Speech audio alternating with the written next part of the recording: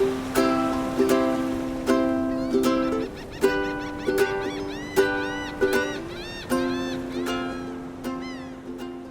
everyone, it's Tim. I hope you and your family had a nice holiday season and your 2021 is off to a great start. Just want to check in with you today, recap 2020, and let's look ahead for 2021. The two headlines that dominated 2020 are going to stick with us in 2021, and it's obviously COVID and the presidential election. Certainly our thoughts and prayers go out to anyone and their families that have been directly affected with COVID. I think on January the 12th, the Centers for Disease Control opened up the vaccines for anyone that is 65 years old or older. Hopefully over the next few months, the vaccines will be open for everyone and we can start to heal our country and our world and continue to move forward. President Biden has been sworn in, has taken the oath of office, and he and his team have hit the ground running. Let's talk just a little bit about politics and the markets for just a minute because I know it's on everyone's mind. If you go back to 1936, that would be President Roosevelt's second term during the middle of the Great Depression, and you run it all the way through to President Trump, and you look at the first year of a new administration and what the S&P 500 did during that first year of the new administration. So the S&P 500 is the top 500 publicly traded companies in the United States. First year of a new administration, the S&P 500, the average results were 6.7%. And so obviously we have no idea of what the future is going to hold this year, but it's a nice historical look at what has happened in the past. 2020 gave us fantastic returns in both the fixed income and the stock market. The S&P 500 was up 18.4% for 2020, and the bonds were up 7.51%. And so what you're seeing starting to happen, if you've looked at your account statements, especially your year-end statement, what you're starting to see happen is the compounding effect take hold.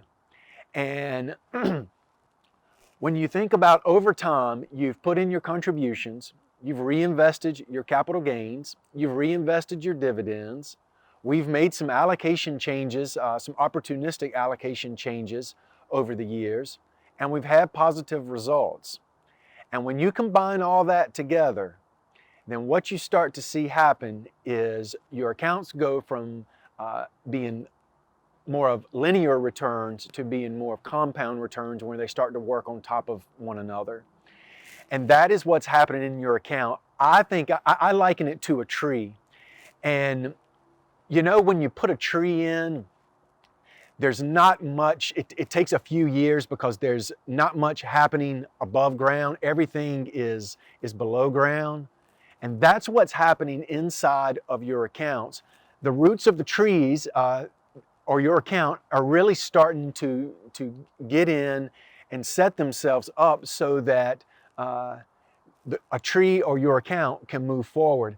And if you take a look at these two palm trees behind me, they are sable palms and they were planted in June of 2013. And so when I put them in, they were 8 to 10 inches tall and it looked like a pencil. The top half was green and the bottom half was brown. And I just put it in, it was just a one stem. And I just put it in, and what I've done with it over the years is I have left it alone. I've been very quiet with it, haven't done a whole lot to it, just kind of left it alone. And I've been very consistent and dependable with taking care of it and with water during the growing season. And so now they're about, 4 feet tall or so, something like that. And before long, they will look like many of the other sable palms that you see growing in the southeastern part of the country. The sable palm grows about 6 inches a year, and it stops growing when the temperature reaches 60 degrees Fahrenheit. So we get probably 8 or 9 months, I guess, out of the year of growth here in our area. So I'll do videos in front of them from time to time in the future so that you can see them grow over time. But what's happening with these trees is exactly what's happening in your account, just at a different level. And so looking ahead, what does 2021 bring for us? And I think a path of least resistance, there are many paths to financial independence, but the path that we have really been on over the years has been to stay the course, remain calm, and set very clear and deliberate intentions.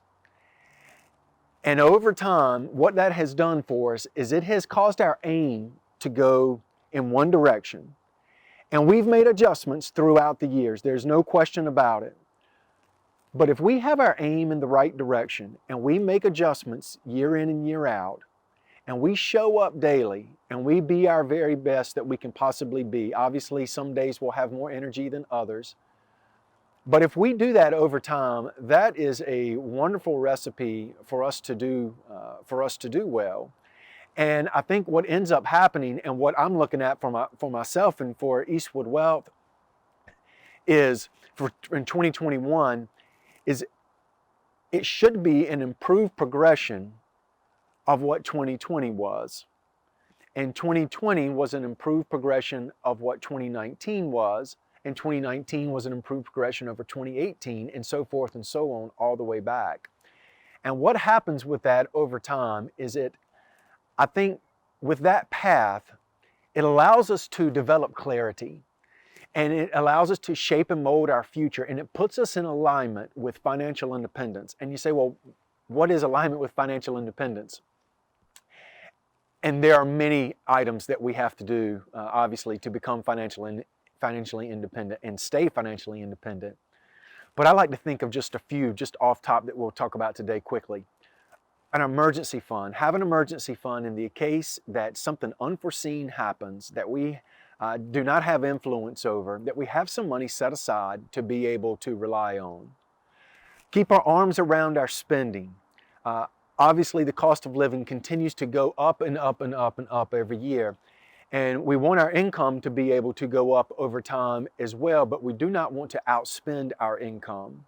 We want to take care of our consumer debt, such as credit cards, car loans, school loans, the Lowe's and Home Depot and Belts credit cards, those type of things. We want to make sure that's squared away. If we have a mortgage, we want to make sure that we have a plan to pay our mortgage off. We want to live a debt-free lifestyle. And with our investments, we want to remain growth-oriented in our investment in our retirement accounts. And those are just a few quick items that we can do really quickly to set our path in such a way that we are pursuing financial independence and we're in alignment with it. If I had to say what's most likely the number one way that we can get out of alignment with financial independence on our personal financial planning side of things, it is lack of an emergency fund. On our investment management and retirement planning side of things, what's maybe the most likely way to get out of alignment with financial independence on that side? And it is to try and time the markets. And so we just need to stay the course. And over time, what we've done is we've set clear visions, set a clear and deliberate intention to focus on what matters most, and then we influence and guide what we have direct influence over.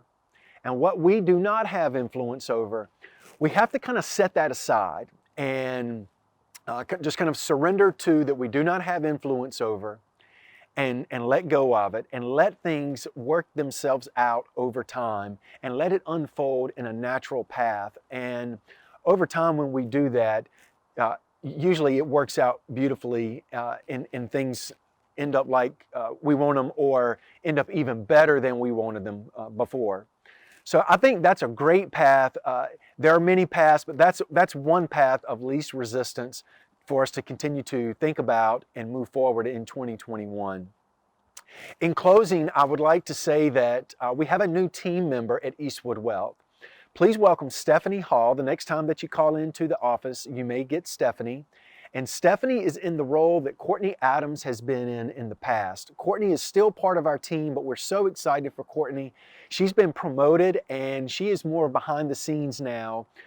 So you will enjoy talking with Stephanie just as much as you did Courtney. Stephanie's great as well. Stephanie and her husband Chris have 4 children and 1 grandchild, and she's been in the industry for 20 years, so has 20 years of experience, and she's going to continue to add and complement what we've been doing with Eastwood Wealth in the past, and really move us into what the future has for us, which is going to be very bright. There's a lot going on at Eastwood Wealth in 2021, and I can't wait to share more with you about it in the future. Thank you so much for allowing us to be a part of your family. Thank you for being a part of ours. We look forward to talking with you again soon. Happy 2021. Take care of yourself. Bye-bye.